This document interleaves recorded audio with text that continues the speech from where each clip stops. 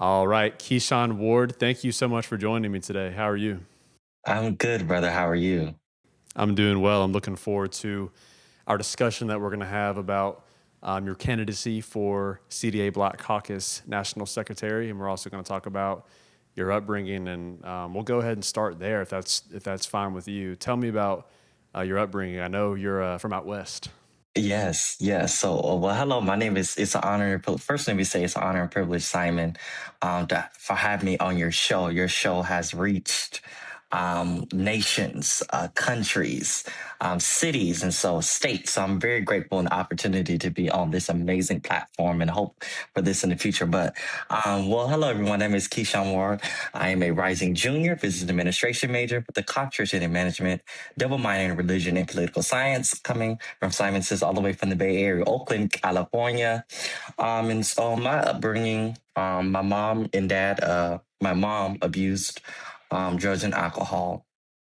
And so I haven't really had a mother in my life. My father passed away in 2017 of a heart attack in a car crash. I was with him on the date. And so I didn't see myself going to college. I didn't see myself doing public speaking. I didn't see myself really getting into college or even anything. I was destined, I was told by teachers that I would not make it past kindergarten. And now I'm here all the way my junior year in college at one of the number one HBCUs in the country, in the nation. And so that's about me. And it hasn't been easy. Hasn't been easy and hasn't been hard either. But I'm just grateful that I have the opportunity to really share my upbringing. Absolutely. Tell me about the resilience that it took to get to Morehouse and to get over to Atlanta, because as you said, it has sounded like you have not had an easy life. Tell me about that resilience.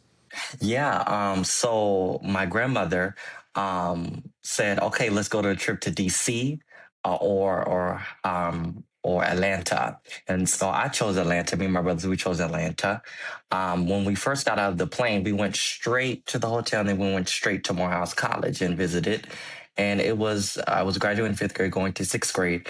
It was then that I knew I wanted to go to college. Now, I didn't know then that I wanted to go to Morehouse, but once we finished the tour, and there's literally photos, and I could sing you all of that, but there's literally me there, um, as a very young age touring the school until now, visiting almost a 10-year dream. And so since then, I knew Morehouse would be my dream school. And I'm so excited that it has been my dream school and that I'm still going to my dream school to this day. So yeah, that's about me. And from a young age, I knew where I wanted to go. It's not often you hear that, but I knew that I was ready because based off my experiences and my background. Now, you said this earlier, but remind me, what are you majoring in at Morehouse again? Business administration. Business administration. What do you plan to do after college with that major? Where do you kind of see yourself in the next maybe 5 or 10 years? Yeah, I see myself being a director of community engagement for a company, as well as involving into City Hall, either whether it's here in Atlanta or back at home, and start running for office in the next 5 to 10 years. I want to jump back to Morehouse for a moment. You are also involved in a few organizations on campus. Can you tell me about your involvement in those as well? Yes, so at Morehouse, it's been almost going on 3 years. I am the former 96 Senate clerk, as well as I'm the inaugural vice president of the AUC Bay Area Club, which was founded on April 10th. Now I currently have over 50 members. We started from 0 to 50. I'm the chair and outreach evangelism coordinator for our Martin Luther King International Chapel, as well as Spirit and Truth campus director, outreach and campus engagement, self-help intern credit union here in Atlanta. PIES, which is a mental health service. I serve as a team liaison, as well as I'm also a first-gen college student, so I will be sitting on their board as well as I'm in the process right now for Morehouse College Democrats. So very active, as you can see, very active on campus. There's a lot more other things that I will be doing this year that has not yet to be announced, but I'm excited to announce those very soon. How do you manage the balance of being involved with all these organizations as well as sticking with your classes too? Yeah, I would say when you have a support when you have a support system, a strong team of friends and leaders and mentors to really ensure that not only is my academics, but my extracurriculars are aligned with the career goals that I want. So, say all that to say, Simon, um, time management is very crucial to me. Didn't always have that, but now I do. I have a calendar and everything. I have an assistant and everything, a chief staff, as you will. And so I'm very grateful that I have those opportunities now in college. Tell me about the slate CDA Forward Together. Yeah, the Slate CDA Forward. So, forward together, right? This is something a campaign that I ran my own separate before joining. It was Build Back Better, Lead Forward. And so my partner in crime, Lauren, she contacted me and said, "Hey, let's do a slate." And I said, "I don't know." I was like, "Yes, let's do it." And so, Forward Together is really a movement that I think is time for new generational leadership. Before us, they started the caucus. The caucus had great momentum, but I think they lost that. And so when we announced it together, it reached over 5,000 people across the country, even worldwide. And since then, we've gotten endorsements from nonprofits to congresswomen from Congress from all over the country, even internationally. We have different democratic clubs and slates and foundations that are reach out to us say, "Hey, I see this as a movement and I see this is going somewhere and we want you in leadership." So I say all that to say Forward Together is a strong movement and we hope to be elected this time next week. And I know y'all have a plan that y'all have put together. Can you tell me about the first 100 days plan? Yes, so the first 100 days plan is really reaching out to our members personally. I believe in reaching out to people personally via that's email, text, or phone call. That's something that's something the caucus has not done, as well as existing chapters and creating new chapters. There's a lot of chapters that are across the country, from California all the way to Australia, that don't have any Black chapter within the Democratic caucus that they're in. So as well as I'm from an HBCU, so having HBC representation, I'm part of the Black College Democrats of America is very crucial and important. I am one of five, maybe eight people in the caucus that are from HBCUs, but we all don't have active chapters. So my job as the national secretary, if I am elected on day one, I will make sure to have and establish five HBCU's chapters when I first elected. Once I'm elected, those immediately will be going out. And currently, right now, I have about three that are in the progress. One at Morehouse, one at Clark, one at Spelman, and we're trying to get one at Howard, and as well as Tuskegee. I'm in final consideration for those. So I'm already doing the work before I even elected. And I just joined this caucus not too long, about a couple weeks ago. How would you describe your platform overall running for national secretary? My platform overall, it talks about how a leader like myself has came through hard falls. Simon, I'm going to be honest, it has not been easy being a leader from a very young age. But as well as I always told myself, Keyshawn, am I qualified? I really prayed about this. I'm a person of faith. I'm a person of prayer, and I was not originally was going to run for any position in the caucus. But it was not only my friends, but it was God that told me, Keyshawn, it is your time again to show people what you're made of. I know what I've done at Morehouse. I know what I've done in Oakland, but now it's time to see your work really before you. And so I believe in Build Back Better, Lead Forward Together is something that has changed me. This has made me a better person. This has made me a better friend. This has made me a better person in politics because of this platform, because of this amazing opportunity. Whether I win or not, I will continue to do the work. What made you politically passionate? Was there a certain moment? Was it a slow build over time? What was that like? Yeah. So for a very young age, I had a learning disability. I used to not be able to talk. I used to stutter, And my principal at that time, her name was Principal Alvarez. I still talk to her to this day. She said, Keyshawn, I want to do student council. I want to do something for students to really find their voice, people like you. And I told her, no, I wasn't qualified. I don't think. And I was way in fifth grade then. I didn't feel like I wasn't qualified. I had this learning disability and didn't feel like I was going to go anywhere anyway. And so she told me, Keyshawn, run. So I ended up running. And so my first public speaking event was at the campaign in front of 500 um, every school students. And so it was so I read my speech because I couldn't really write at that time. I wrote my speech on a whiteboard. It was 3 bullet points. And people were shocked, like, what? This kid doesn't know how to write, doesn't know how to speak. Um, but people didn't know that I had a learning disability. And so, with that being said, I won the race over 380 votes, which was more than 50% of the race. And I was the first ever student council student body president. I'm the first ever student with disabilities to be the president of an elementary school that had over 500 students. And since then, they've had 5 other people with disabilities because of a person like me. So that's my why. My why is also because people don't have a voice, and I'm there for the voiceless.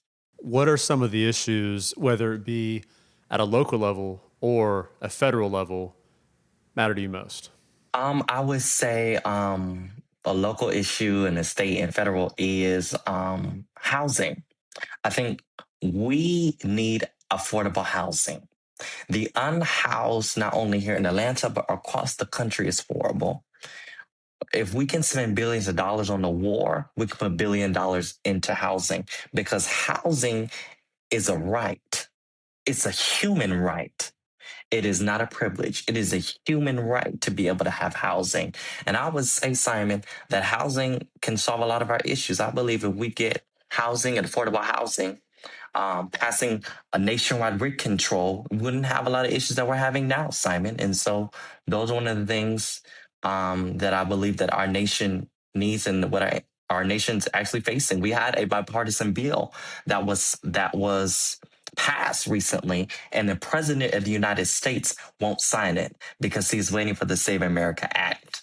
I want to say this: that bill would help a lot of situations that we're in, from redlining districts, from redlining cities, to speeding up the affordable housing process, extending tax credits and stuff like that. But our president believes in all of that, voter ID, but won't do something that American people actually need and what they voted for him to do. And it's sad he has not done that. Do you view him as holding that bill hostage to get the SAVE Act through? Yes, I do believe he has said it openly every day. He said that bill, Save American Act, is going to be one of the historic. But that's what he said about the big beautiful bill, by the way. But uh, yeah, I believe he's holding that hostage, and this bill probably will be dead by this time next week because he won't sign the bill. That is by his Republicans and Democrats. This is the first major bipartisan bill for housing in decades, in modern history. He can make history by signing this bill. But if Biden did, it would be an issue. If Barack did, it would be an issue. If Clinton did, it would be an issue, right? But he won't sign it, and I, it's I get what, crazy. yeah, I get what you're saying. So I'll play devil's advocate just for a moment. What would you say to somebody that says, you know what, housing is not a human right? It's something that you have to work for, and it's something that you need to really kind of get on your own. What is your response to somebody who has that opinion?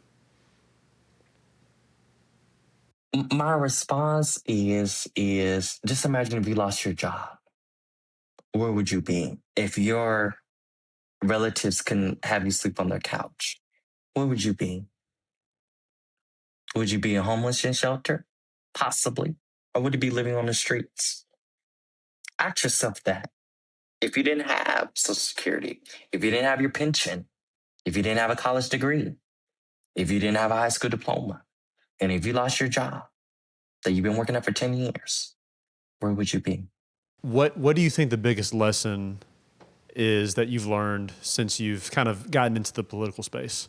My biggest lesson is learning and listening. I think oftentimes us as politicians, us as news reporters, journalists, is that we want to get the story out there, we want to get the message out there, we want to get the voters out there. But do we actually listen? And something that we plan to do on Forward Together is listening. We believe in leading, and we're great leaders, and we're going to lead regardless. But we believe in the power of listening. The reason why I'm able to be a strong leader today than I was 5 years ago, even a year ago, is because of listening. Even with me working at a nonprofit credit union, I'm still been able to learn experiences. And so I would say listening has been a big lesson of my life. Are there any other issues that you want to talk about, whether it be at a local level or a federal level? Any other things you want to talk about regarding the slate or your campaign? Anything else you want to touch on that maybe we didn't talk about? Yeah, I just want to say two things, and then I will get out of here. One of the first things I want to talk about is our campaign. Our campaign was not made of just because we want clicks and likes and views and shares, but this campaign is something that it was birthed out of coming together. I think oftentimes in CDA, as I've learned over the last couple of weeks, is that there is everybody wants to have a position, but they don't want to do the work. And so I believe if whether my opponent wins or whether we lose the slate or whether we win the slate, my job is to read across the aisle to people like Summer. Summer is a great person. I've heard a lot of the things that she's done. She is a current chief of staff. I was able to reach out to her and say, hey, let's work together. Whether you win or whether I win, let's do this. People like Robert, who is currently the national vice chair. I want to reach back out to him and say, whether you win or whether you lose or whether whatever happens, I want to be able to work with you because oftentimes us as political figures, journalists, we don't always like to do collaboration. We don't always like to work together. And so one of the things that we want to do is we want to reach that table. We want to reach that aisle. I want to reach that aisle. And I also want to be able to make sure that we can effectively communicate with our members, also effectively communicate within the caucus and effectively communicate as a leadership team because this is going to be bigger than us.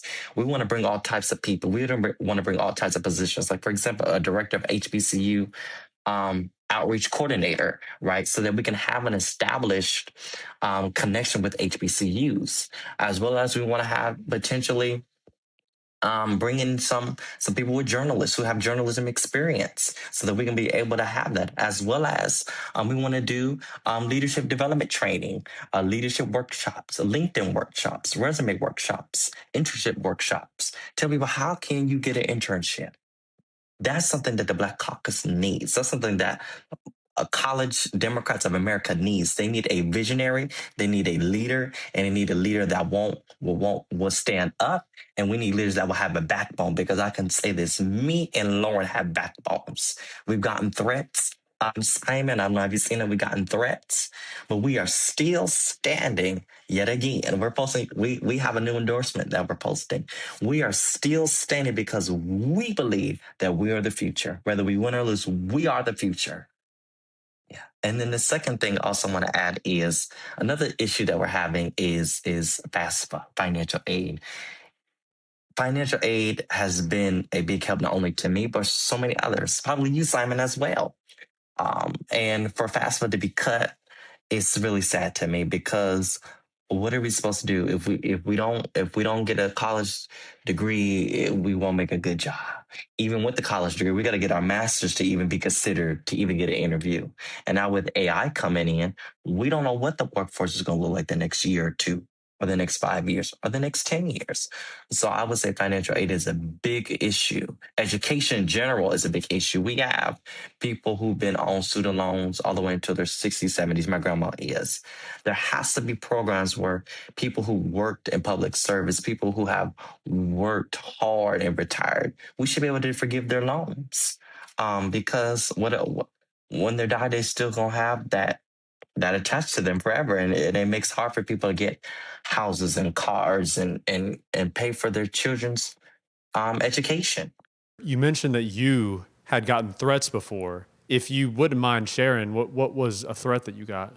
Yeah. So me and Lauren have did receive a threat on one of our posts when we posted an endorsement for one of our caucus members, and we don't know who it was, but we know it was a new page that was found, and it just said some evil things, and it made it seem like they don't know us at all.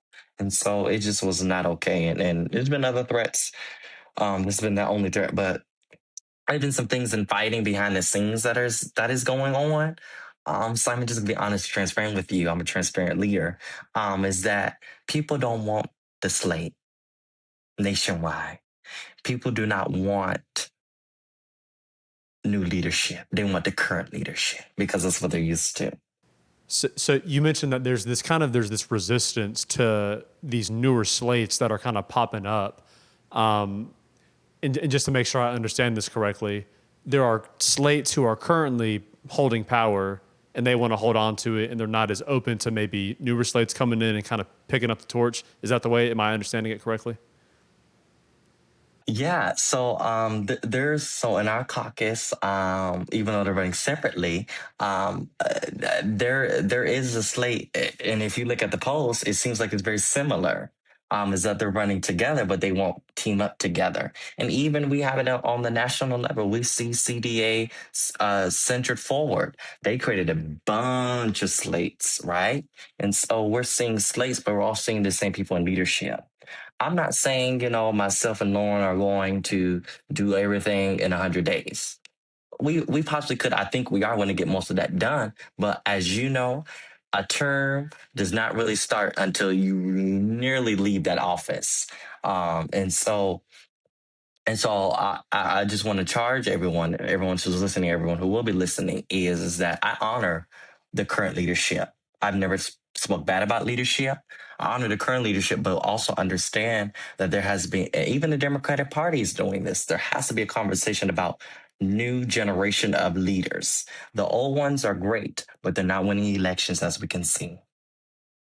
And as we can see in a Black Caucus, they've been elected and was voted in, and they haven't really done as much. And we know that because I've seen it. We haven't been active in chapters. We haven't been active. I'm really training our next generation of leaders how to run for national office, because I believe by this time next year, we're going to have a lot more Black CDA members running for national office if we're elected. Well, Keyshawn Ward, thank you so much for stopping by today, and I appreciated talking to you. You too. Thank you.